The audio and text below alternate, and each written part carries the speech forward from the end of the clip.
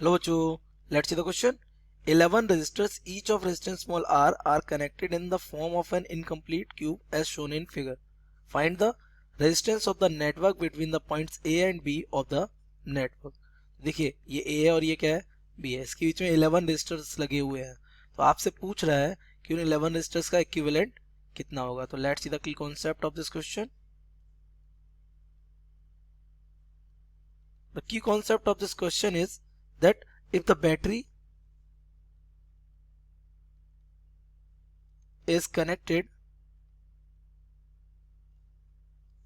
to a combination of resistors, then the current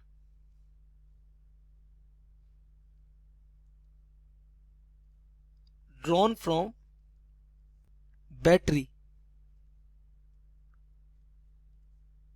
will be due to the equivalent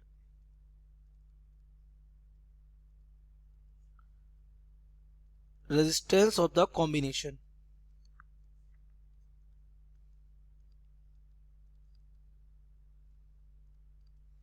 और ये हमारा equal किसके होगा, that is the R equivalent will be equals to what, V upon I. If the EMF of the cell is E and current from the battery is I, then R equivalent will be E by I. तो ये हमारा क्या रहता है relation. तो हम इस question में छोटी सी ट्रिक अपनाएंगे. वो ये है कि मान लिया हमें A और B पे क्या चाहिए, रेजिस्टेंस चाहिए ना. तो हम यहाँ पर ये क्या करते हैं, एक बैटरी कनेक्ट कर देते हैं. ये ठीक है, ये हमने यहाँ पर एक बैटरी कनेक्ट कर दी. इस बैटरी का ईएमएफ मान लिया कितना है, ई है. तो ये वाला सर्किट हमारा डायरेक्टली ये बन गया. ये हमारा पूरा का पूरा ए और बी का ये रेजिस्टेंस हो जाएगा, जिसको हम क्या मान ले रहे हैं, आर इक्विवेलेंट. ओके, तो यहाँ पे हमने जो बैटरी लगाई है ये ई, तो यहाँ करंट हमारा आएगा कुछ. तो करंट देखिए, करंट मान लेते हैं. यहाँ पे कितने ब्रांचेस दिख रही है आपको, दो. ये फर्स्ट और ये सेकेंड. इस वजह से हम यहाँ पे करंट मान लेते हैं कितना आ रहा है, 2i. तो यहाँ से जो करंट निकला वो कितना निकला है, 2i. ओके, तो 2i जब यहाँ पहुंचेगा तो आपको पता है यहाँ पे इसको दो ब्रांचेस दिख रही है. इधर भी रेजिस्टेंस कितना है, r. इधर भी रेजिस्टेंस कितना है, r. तो एक करंट इधर चला जाए कितना, i. और एक करंट इधर चला जाए कितना, i. सिमिलरली यहाँ पर जो करंट वापस आने वाला वो भी क्या आएगा, i. और यहाँ भी क्या आएगा, i. सिमेट्री से. ठीक है, तो यहाँ जब करंट जो i ऊपर पहुंचेगा तो यहाँ पे करंट डिवाइड हो जाएगा. ठीक है, यहाँ पे करंट कितना है, i. मान लिया इधर करंट हमारा जा रहा है, मान लेते हैं i1 करंट जा रहा है इधर. ओके, तो इधर करंट कितना जाएगा, इधर चला जाएगा i माइनस i1, क्योंकि दो ही रास्ते यहाँ पे हैं. इसके बाद यहाँ पे ये डी पर ये करंट डिवाइड होगा. मान लिया इधर करंट चला जाता है कितना, i1. तो इधर कितना चला जाएगा, i माइनस i1. अब यहाँ देखिए इस जंक्शन E पर यहाँ से करंट कितना आ रहा है, i माइनस i1. यहाँ से करंट कितना आ रहा है, i माइनस i1. तो यहाँ करंट कितना हो जाएगा, 2i माइनस 2i1. ये होने वाला है. ओके, तो यहाँ पे आने के बाद ये करंट यहाँ, तो यहाँ से ये डाउनवर्ड जाएगा, यहाँ से ये i1 आ रहा है. तो यहाँ करंट कितना होना है, i. तो यहाँ से करंट आना चाहिए कितना, i माइनस i1, ताकि ये दोनों मिलकर यहाँ कितना करंट बना सके, i. क्योंकि सिमेट्री से यहाँ पे करंट कितना होना चाहिए, 2i होना चाहिए. तो यहाँ करंट कितना हो जाएगा, i माइनस i1. अब सिमिलरली अगर इधर करंट i माइनस i1 चला गया तो यहाँ कितना था, 2i माइनस 2i1. तो यहाँ करंट कितना आ जाएगा, i माइनस i1.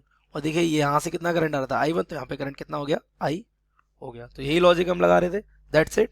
अब हम इसमें क्या लगा सकते हैं, केवीएल लगा सकते हैं. तो applying KVL,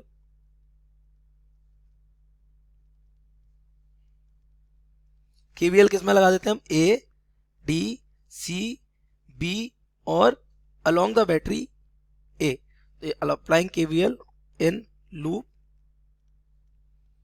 A D C B A. तो हमारा इसमें सेल कितना है, एक. तो प्रोवाइडेड ईएमएफ कितना है, ई है. और ड्रॉप कितने हैं, तो एक रेजिस्टेंस पे हमारा हो रखा है कितना, I R, I small R plus इस वाले रेजिस्टेंस पे कितना हो रहा है, I one small R, I one small R. इस वाले रेजिस्टेंस पे फिर कितना हो रहा है, आई आर. ये हो रहा है आई आर. और फिर ये और कोई ड्रॉप नहीं हो रहा. तो ये हमारा से ई से क्या आ जाएगा, E equals to 2 I R plus I one R. इसको इक्वेशन डाल देते हैं सेकेंड. नाउ हम फिर से केवीएल लगा देते क्योंकि हमें यहाँ से I1 की वैल्यू चाहिए, किसकी टर्म में, I की टर्म में। तो आप देखिए ऊपर वाले पोस्ट में देखिए ये HEFGH में, तो यहाँ पे I भी है I1 भी है, कोई सेल नहीं है, तो यहाँ से हम I1 की वैल्यू I की टर्म में कैलकुलेट कर सकते हैं। तो फ्रॉम इन लूप, लूप का नाम क्या है इसका, HEFGH, applying what, KVL।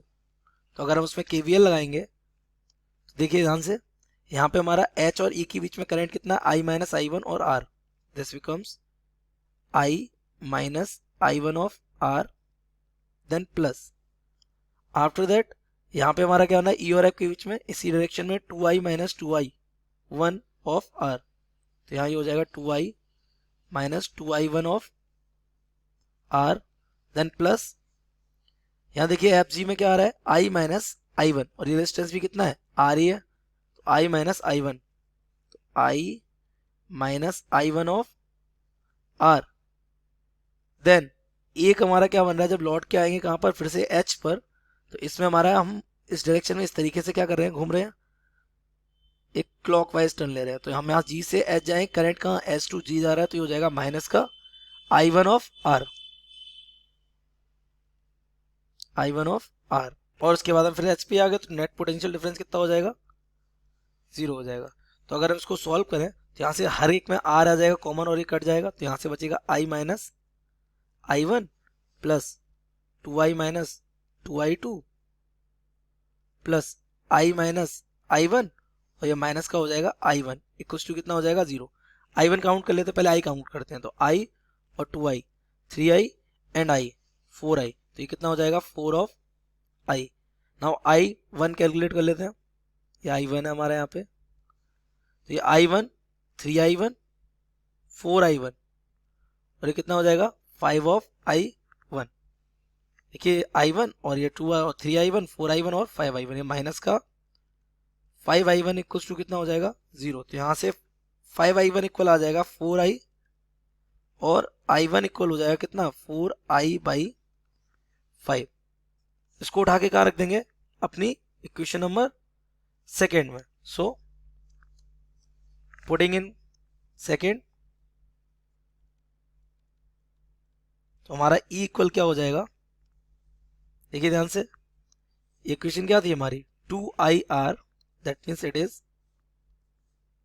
2I of R minus plus I1R, ये प्लस का I1 की जगह हमने क्या कैलकुलेट किया है 4I अपॉन 5, तो it is 4I upon 5 of R, ये बन जाएगा हमारे यहाँ से। तो यहाँ से 2I कॉमन ले लीजिए, तो E is equal to 2I common, यहाँ क्या बच जाएगा R प्लस 2R बाई 5, ये हो जाएगा। तो उसको डिवाइड करेंगे अगर आप, तो ये हो जाएगा E अपॉन 2I, ये हमारा हो जाएगा कितना 7R अपॉन 5। ये क्या बन गया, ये हमारे फ्रॉम इक्वेशन फर्स्ट, ये हमारा हो गया R equivalent between A and V, ये हमारा कितना हो जाएगा 7R by 5। So I hope you have understood it well, best of luck.